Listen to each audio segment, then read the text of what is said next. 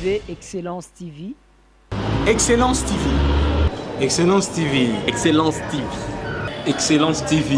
Excellence TV, la force de l'imagination créatrice. Il n'y a pas mieux. Abonnez-vous. Abonnez-vous. Abonnez-vous. Bonjour à vous, chers internautes. Nous sommes toujours là pour vous servir. C'est Ecclésiaste Koulinfouka dans le cadre de l'émission Dossier brûlant. Dossier brûlant où nous parlons plus politique.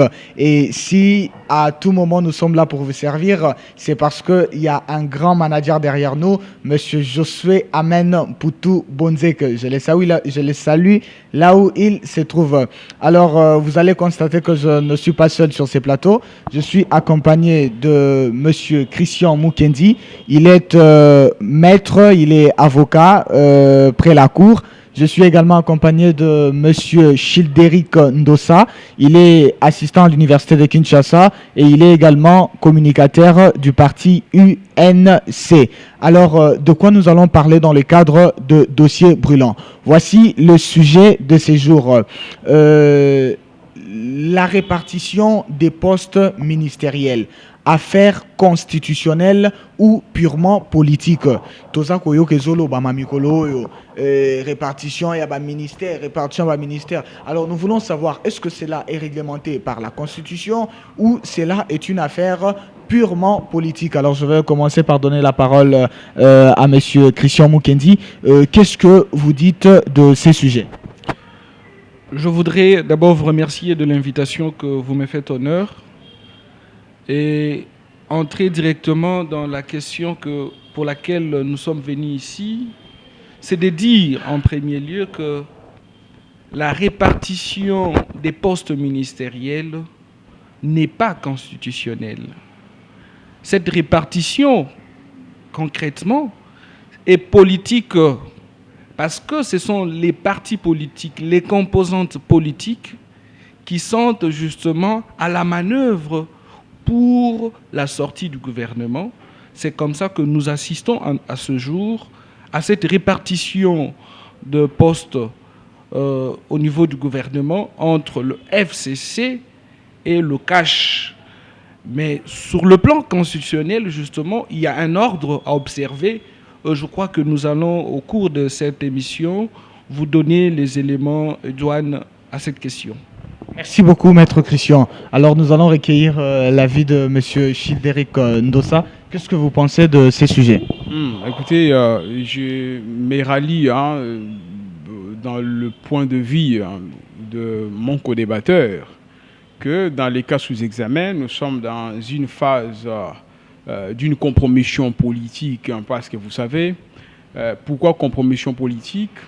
Nous avons assisté avec vous ici dans une alternance qui n'a pas été une alternance absolue, mais une alternance relative. Pourquoi j'appelle ça alternance relative? Parce que le parti au pouvoir n'a pas une majorité au niveau de l'Assemblée nationale, comme au niveau du Sénat, n'a pas de représentants comme au niveau des provinces, c'est-à-dire que le parti FCC ou les regroupements politiques FCC, c'est celui qui est majoritaire. Mais écoutez, dans l'intérêt de la République, s'il faut rester dans l'esprit vigilant de la Constitution, on serait dans une cohabitation, et alors ce qui n'allait pas avancer la République. C'est pourquoi, pour des raisons d'intérêt général, que, écoutez, l'FCC et les CACH ont jugé intéressant de faire une conjonction. Dans une conjonction, parce qu'il ne s'agit pas d'une majorité qui appartient au président de la République, il fallait, écoutez, dans les cas sous examen, un partage de fonctions ministérielles de manière équitée et équilibrée, s'il faut le dire ainsi. Donc, vous devez savoir que cette répartition n'est pas une répartition constitutionnelle, c'est une répartition politique. Il s'agit d'un compromis ou d'une compromission politique des acteurs du FCC et du CACH, parce que le FCC est majoritaire au niveau de l'Assemblée nationale, au niveau des chambres législatives, s'il faut le dire ainsi. Le CACH n'a pas pu réaliser cette majorité. Donc, pour les raisons d'intérêt général, ils ont accepté de faire cette conjonction. C'est pourquoi nous sommes jusqu'à ce jour à l'attente de cette répartition ministérielle avant la publication du gouvernement. Donc, il fallait se mettre d'accord sur tous les aspects, voilà, en quelque sorte.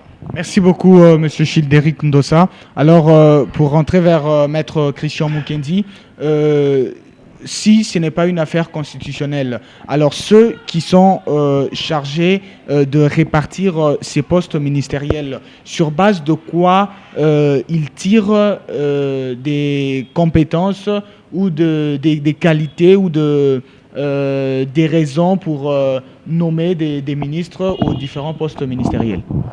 D'abord, je voudrais revenir dans le cadre constitutionnel. Le cadre constitutionnel, c'est lequel? Le cadre constitutionnel tel que convenu par le constituant dans notre constitution du 18 février 2006, à son article 78, le président de la République, il nomme le Premier ministre.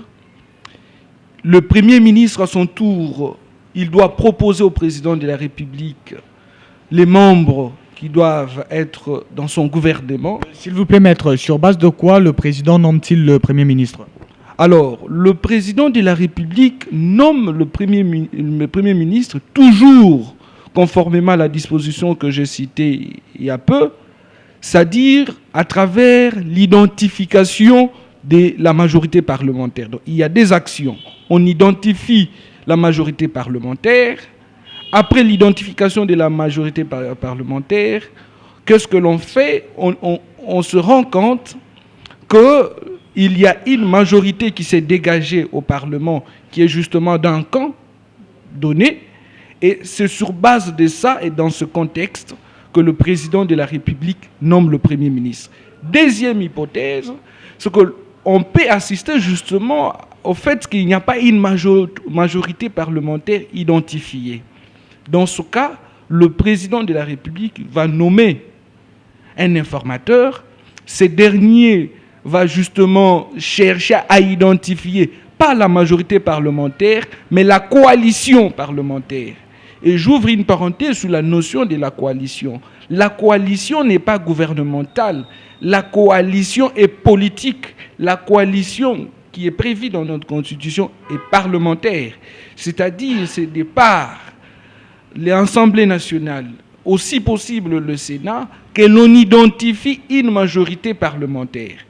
Et c'est de là aussi que vient, n'est-ce pas, la notion de la coalition, parce que dans l'hypothèse où nous n'avons pas une majorité parlementaire identifiée en termes de groupes politiques ou de partis politiques, on va justement chercher à entrer dans ce qu'on appelle la coalition, où le parti majoritaire qui sont au Parlement vont faire le mariage. À travers ces mariages, on identifie ce qu'on appelle la majorité parlementaire qui peut être simple, c'est-à-dire de 50% de membres.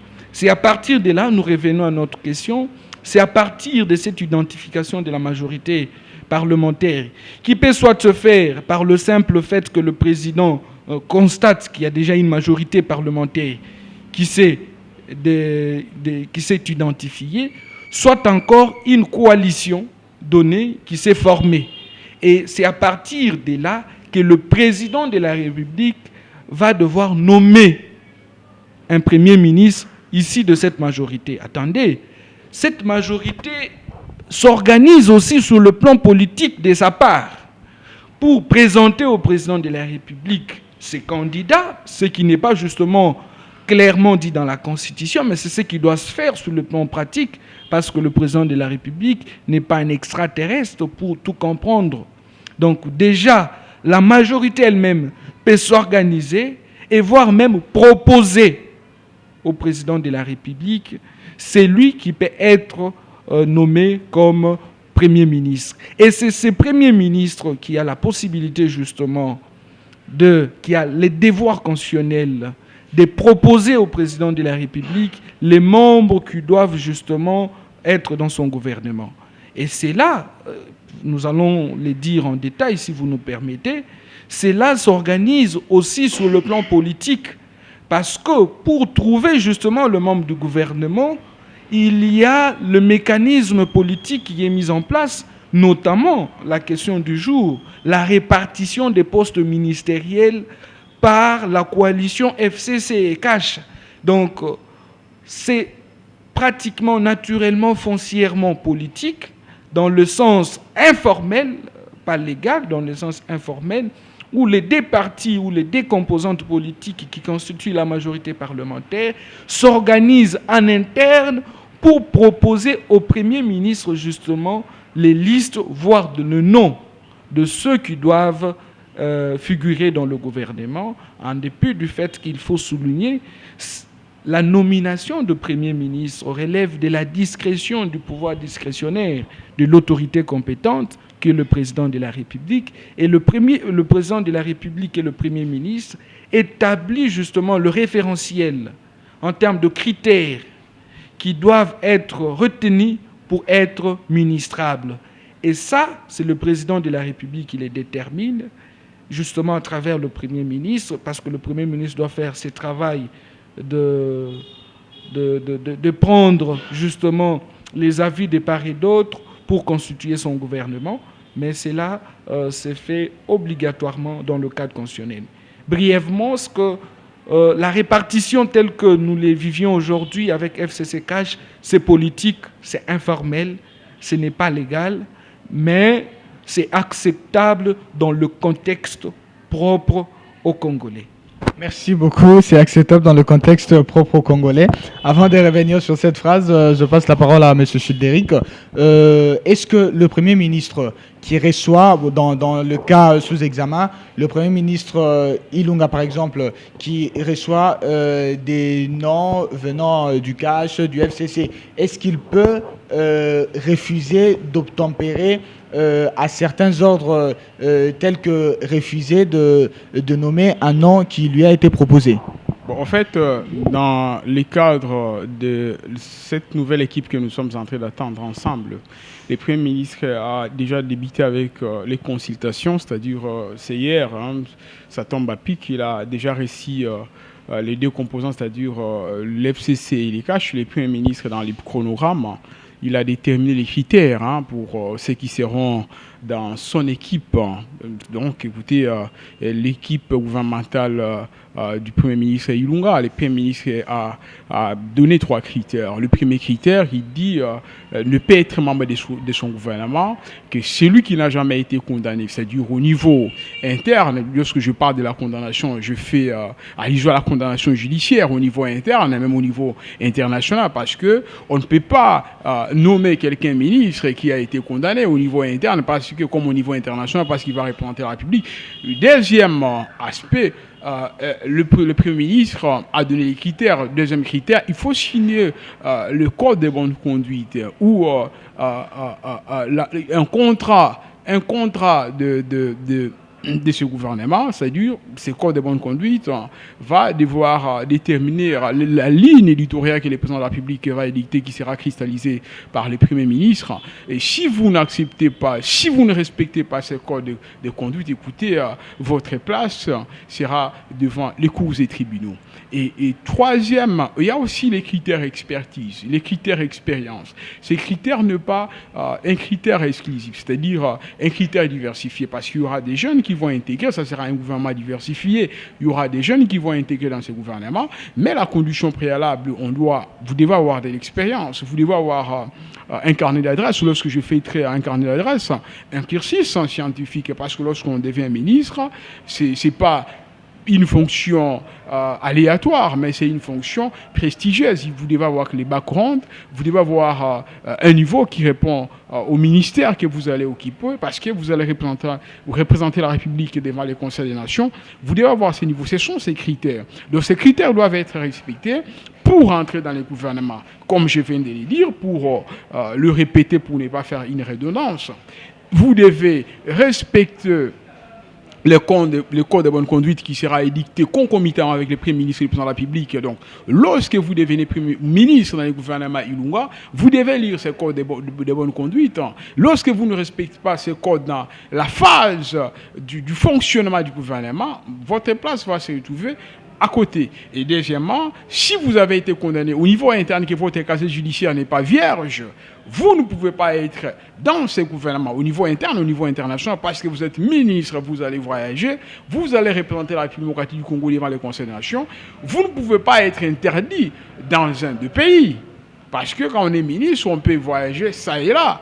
parce qu'il y a les protocoles d'accord que vous pouvez signer au nom de la République. Il y a plusieurs aspects qui sera déterminé dans les comptes de chaque département qu'on va attribuer à quiconque. Ce sont ces critères qui sont édictés par le Premier ministre, par le président de la République concomitamment avec le Premier ministre, qui doit être respecté pour entrer dans les gouvernements. Donc, si vous avez fait l'objet des acclamaires publics dans les 18 ans que vous connaissez, vous êtes mal comporté, vous avez détourné l'argent de l'État, vous avez été volé et vos vols ou les détournements ont été connus par la population, vous ne pouvez pas vous retrouver dans cette nouvelle équipe ou dans la technostructure de la nouvelle équipe gouvernementale. Donc, ce sont ces critères. Donc, on ne peut pas aujourd'hui se prétendre, comme c'était à l'époque, on ne sait pas tenir les critères, on vient, on nomme les gens pêle-mêle. Cette fois-ci, le président Félix Tshisekedi, concomitamment avec l'honorable Caméré, qui est son allié d'État, et ils ont déterminé les normes pour être membre dans ce gouvernement. Donc voilà, en quelque sorte, les critères qui sont exigés pour être membre de l'actuelle équipe gouvernementale qui sera d'ici là à la portée de tous. Merci, M. Chidéric. Alors, pour revenir à la parole de Maître Christian Mukendi, où il dit que c'est un contexte propre aux Congolais. Alors, ne pensez-vous pas que si nous devons faire des choses, parce que, bon, on s'est dit, c'est pas dit clairement dans la Constitution, on les fait parce que c'est la politique, on le fait parce que c'est la politique, mais est-ce qu'on ne risque pas, en faisant cela parce que c'est de la politique, piétiner quelques lois de la République ou même la Constitution? Écoutez, lorsque vous êtes dans une situation exceptionnelle, il faut mettre sur pied des principes, le moyen exceptionnel, afin de s'en sortir. Comme vous le savez, l'État ne meurt pas. Il faut que le principe tant apprécié partout dans le monde soit toujours mis en valeur, le principe de continuité de l'État. Et parce que l'État doit continuer, il faut mettre sur pied le moyen politique pour que l'État ne meure pas et pour que l'État ne choue pas. Je veux vous dire que je vous ai dit ici que c'est propre aux Congolais parce que déjà dès notre accession à l'indépendance, même avec la loi fondamentale sur la structure, vous verrez que cette forme de l'État que nous avions voulu justement adopter, c'est ce régime que nous avions voulu justement mettre sur pied, ce régime hybride, où il faut une cohabitation entre le Parlement et l'exécutif, c'est-à-dire le président de la République, il s'est toujours posé un problème, n'est-ce pas, de cohabitation. De cohabitation. Dans quel sens? Les présidents de la République bénéficient de la légitimité directe du peuple. Alors que c'est lui qui doit justement exécuter son programme qu'il a proposé au peuple, peut venir d'un autre camp qui est le Parlement.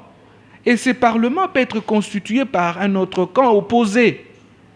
D'où, naturellement, on nous met devant la cohabitation. Cette cohabitation a des problèmes sérieux pour la gestion de la République.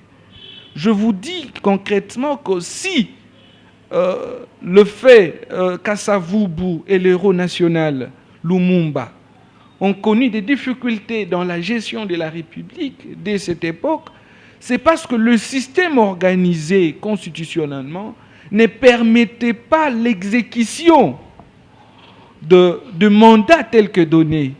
Vous avez l'autre qui reçoit le mandat du peuple directement et qui a du mal justement à l'exercer parce qu'il faut l'exercer à travers une majorité parlementaire, d'où un Premier ministre qui doit être issu de cette majorité parlementaire. Et comme vous le savez, c'est le Parlement qui a le plein pouvoir ou l'autorité de démettre un Premier ministre concrètement, parce que pour le président de la République, il y a toujours la fameuse démission que doit déposer le Premier ministre auprès du président de la République. Donc, la cohabitation, quand je dis la coalition plutôt que je dis ici, du FCC et CACH, ne devait être qu'ainsi, parce que chercher à ces stades où l'État est vraiment au rez-de-chaussée en ce qui concerne l'émergence, le développement, l'état de droit, la protection de droits et libertés fondamentaux, à ces stades, chercher la cohabitation, c'est instaurer l'arbitraire dans la gestion de la République. C'est instaurer justement la jungle, une liberticide dans la gestion de la chose publique. Parce qu'il n'y aura pas collaboration, il n'y aura pas un système direct de fonctionnement de la République.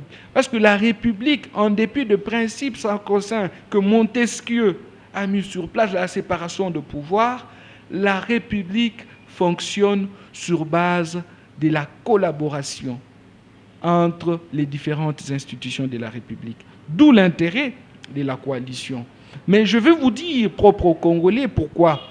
Parce que, en réalité, ce qui se passe entre FCC et Cash devait se faire sans bruit, dans l'informel, dans la totalité de l'informel. On ne devait pas être au courant. Mais c'est ce qui essaie un peu de temps en temps d'effrayer d'autres Congolais sur les parcours de ces deux camps, sur le temps à accorder à ces deux camps. Est-ce que vraiment il y aura... ils vont évoluer ensemble jusqu'à la fin?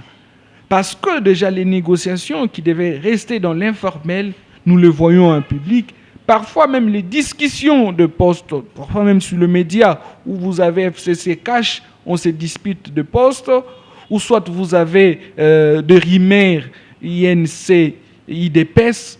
Ça se comprend que c'est pour la première fois que nous assistons justement à une alternance au sommet de la République et que cela, naturellement, devait avoir des implications sur la répartition de postes, ainsi de suite. Mais seulement, ce qui devait être constaté, c'est que lorsque l'on est dans la coalition, on est dans l'indivision. C'est vrai que chaque parti garde sa part de propriété en termes de pouvoir reconnu, mais la gestion commune, c'est l'engagement de toutes les parties. C'est que tout le monde est au service de la République. Et c'est ce que nous pourrions justement, à travers votre micro, souhaiter pour cette coalition, parce que nous nous attendons à vivre une famille, à vivre une gestion commune, à vivre une politique commune. Qui dit coalition dit rassemblement de forces, rassemblement de projets.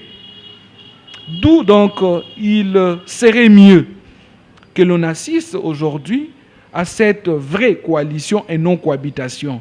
Parce que je vous dis que concrètement, ce qui se passe et ce qui s'est dit ne donne pas bonne impression pour parler justement de la coalition. Je vais vous donner un petit exemple de la coalition. La coalition veut dire ceci. Lorsqu'il y a mariage entre FCC et Cash, l'autorité morale du FCC Cash s'élie naturellement au président de la République.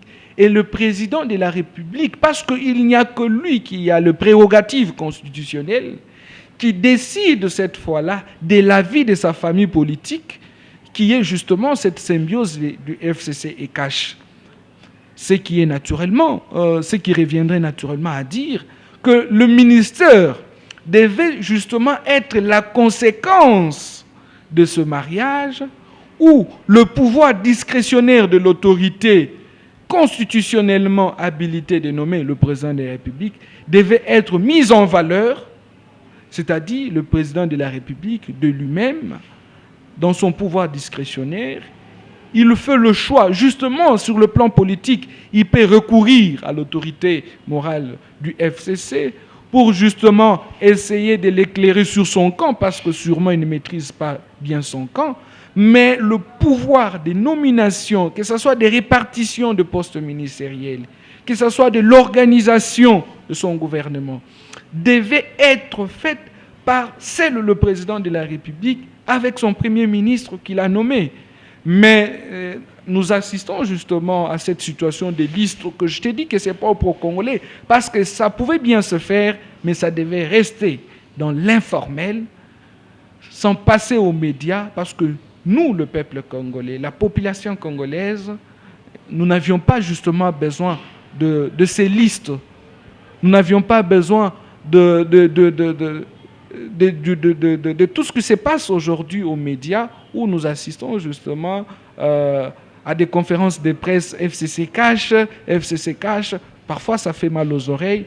On devait rester dans la ligne droite constitutionnelle qui attribue les compétences et les attributions celles au président de la République. Merci beaucoup, Maître Christian Mukendi. Alors, je rappelle à nos chers internautes que vous suivez l'émission Dossier brûlant avec Ecclésiaste Koulanfouka et nous sommes en train de parler de la répartition de postes ministériels au Congo. Est-ce une affaire constitutionnelle ou purement politique? Alors, pendant que nous sommes en train de vouloir atterrir, nous n'allons pas atterrir sans pour autant examiner la situation que nous sommes en train de vivre quotidiennement dans ces pays. Alors, Monsieur Chideric Ndossa, le camp du CACH et du FCC ont fait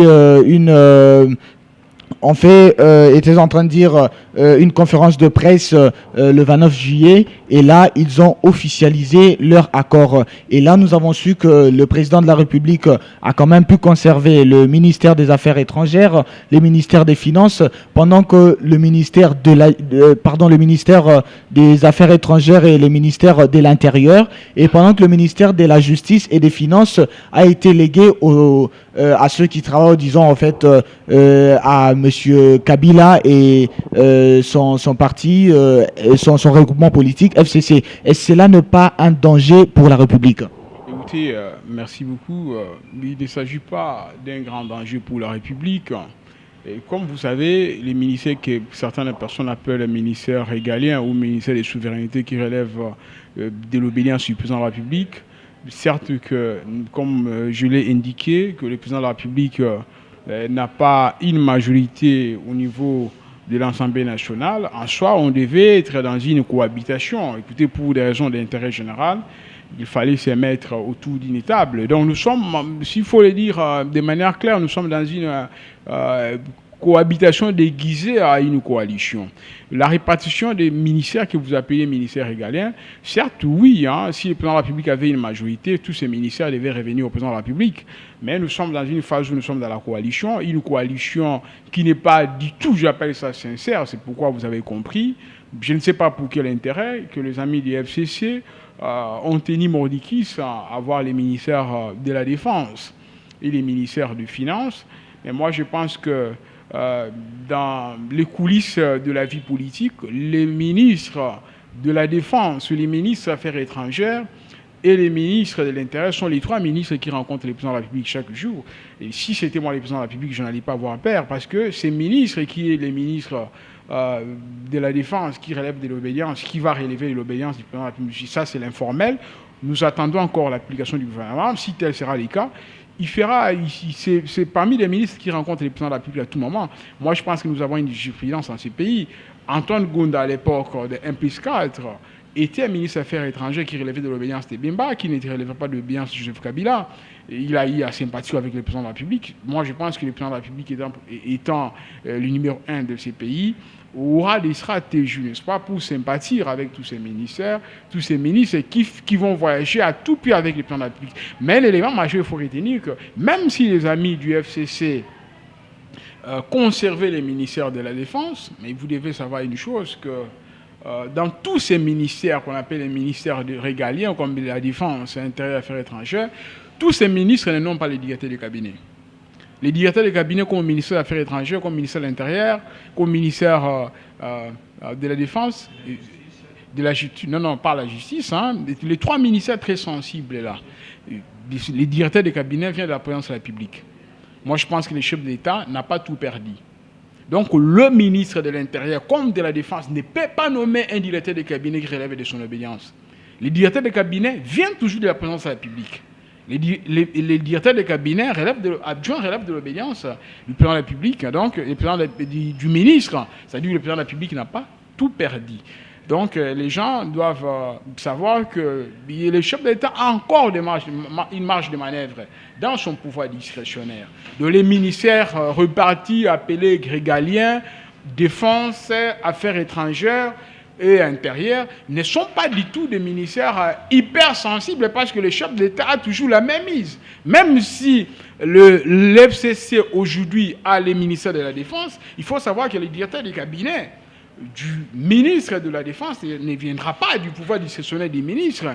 Et partout les ministres voyagent. Il y a toujours un conseil du président de la République en matière diplomatique, en matière sécuritaire, en matière de défense. Qui voyage avec ces ministres? Moi, je pense que cela ne me laisse pas personnellement, parce que nous sommes dans une cohabitation déguisée en coalition. Bon, l'FCC peut avoir tout ce qu'il a, c'est normal parce que nous sommes dans une cohabitation déguisée en coalition, mais je venais d'épingler les éléments très importants que le directeur des cabinets, qui est presque la femme du ministre, ne va pas relever de l'obédience du ministre, va relever de l'obédience du président de la République. Donc, ce qui voulait dire que le chef de l'État a toujours la même mise. Ces ministres ne peuvent pas voyager à l'extérieur, ne peuvent pas faire autrement, sans la présence du Conseil spécial du président de la République en matière de sécurité, en matière de questions diplomatiques, en matière de questions de défense. Donc, moi, je trouve que c'est normal dans les cadres d'une cohabitation ou d'une coalition, parce que vous allez vous souvenir, Chirac avec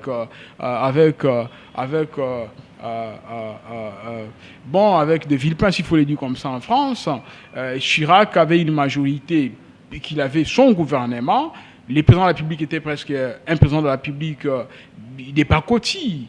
Il n'avait ni les affaires étrangères, ni l'intérieur, ni la défense, mais cela il n'avait pas une impactation négative dans le fonctionnement du gouvernement français. Et c'est pour dire que même dans les cas sous-émets, je pense que ça taraude dans les pensées de certaines personnes que les chefs d'État n'ont pas ces ministères, ça ne sera pas un danger. Il n'y aura pas de danger.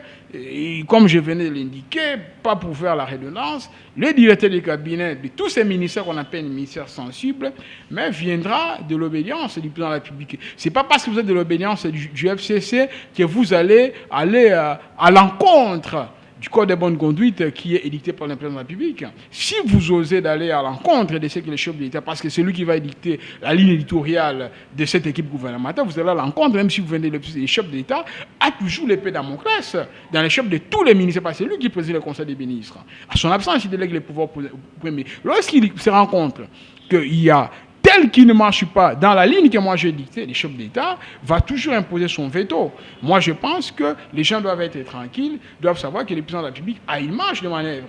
Même si aujourd'hui l'FCC occupait les ministères de la Défense, je demande aux gens d'être tranquilles, de faire confiance au président de la République. Les chefs d'État ne peuvent pas aujourd'hui étaler toutes les stratégies qu'il a pour le prochain gouvernement. Donc on doit être tranquille. Nous sommes dans une coalition déguisée en cohabitation, dans une cohabitation plutôt déguisée en coalition. C'est tout à fait normal. Parce que du point de vue de la vigilance politique, c'est le FCC qui devait composer le gouvernement. Le président de la République devait être un président de la République des formes seulement. Des formes. Mais le chef de l'État, comme il reste le président de la République, il s'est imposé. C'est pourquoi vous avez vu, nous étions dans des compromissions. Il fallait des personnalités d'IFCC, d'ICACH qui devaient se mettre autour d'une table pour répartition des ministères.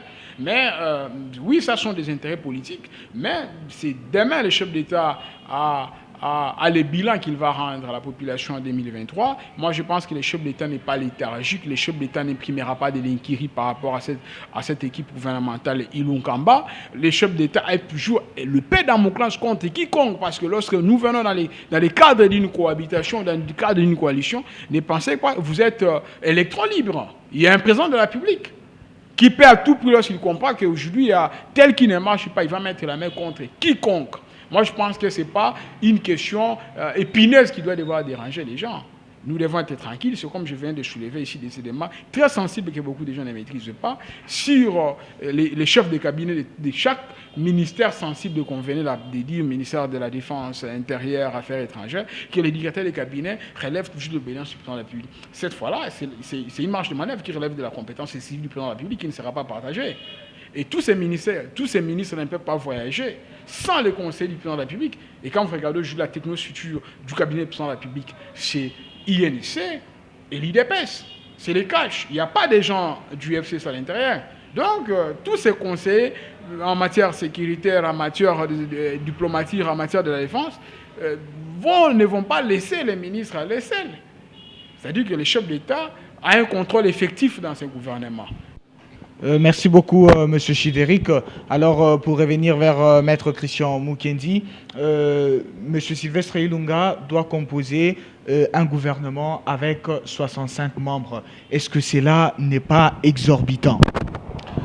Il ne faut pas apprécier la composition d'un gouvernement, naturellement, à travers le nombre des animateurs.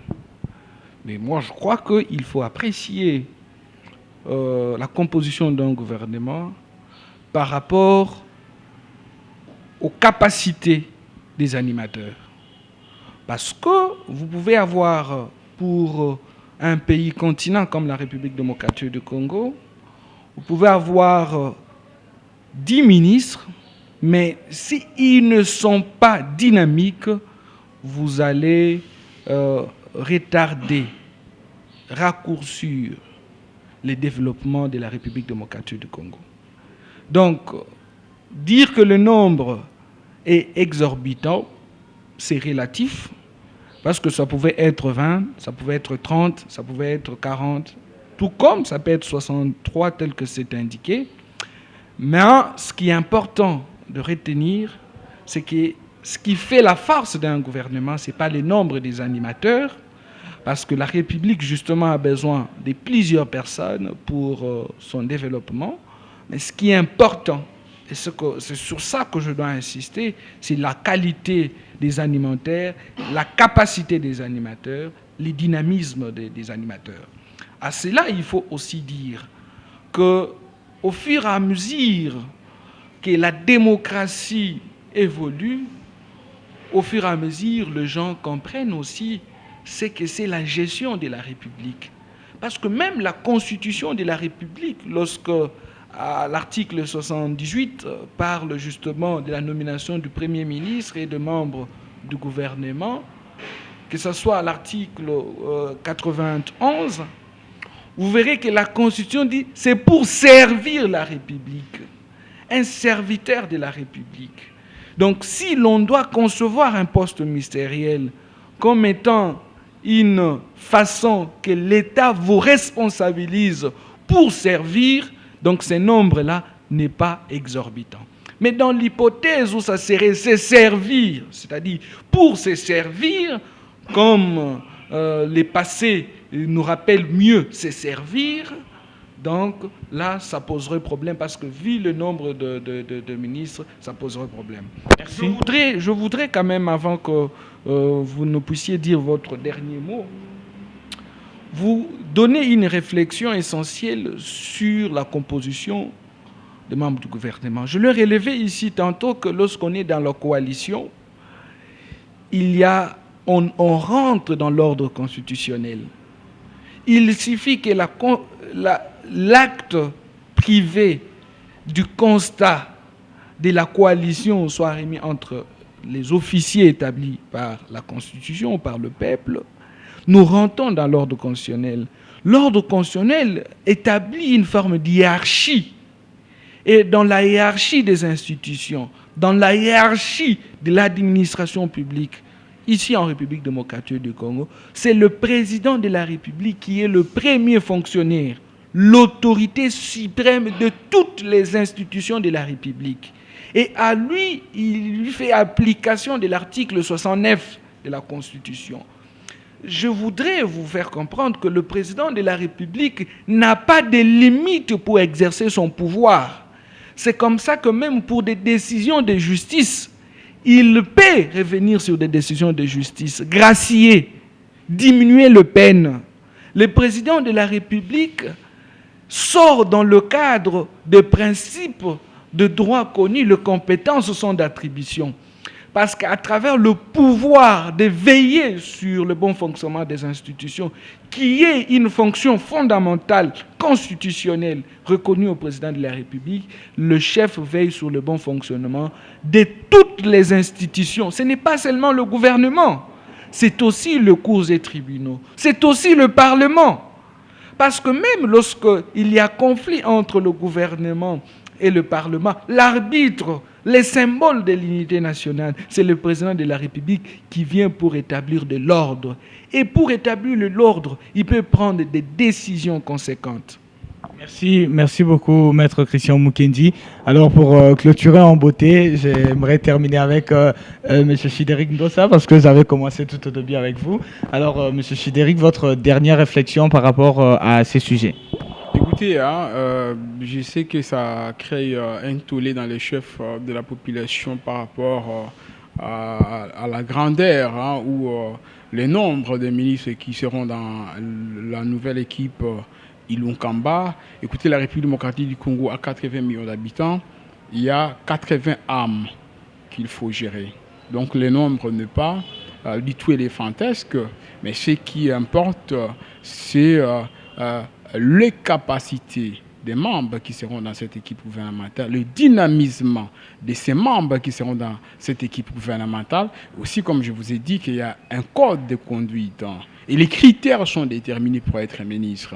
Ce ne sera pas des gens qui viendront comme ça en pêle-mêle, comme un vendeur de pain, un vendeur de shawarma, qui devient ministre. Les critères déterminés sont des gens qui ont la passion du Congo, qui comprennent les problèmes qui gangrènent ces pays, qui seront dans les gouvernements Ilunkamba. Je dis que la République démocratique du Congo compte 80 millions d'habitants. Il y a 80 millions d'âmes, ou des âmes, il faut gérer. Donc le nombre n'est pas du tout faraminé.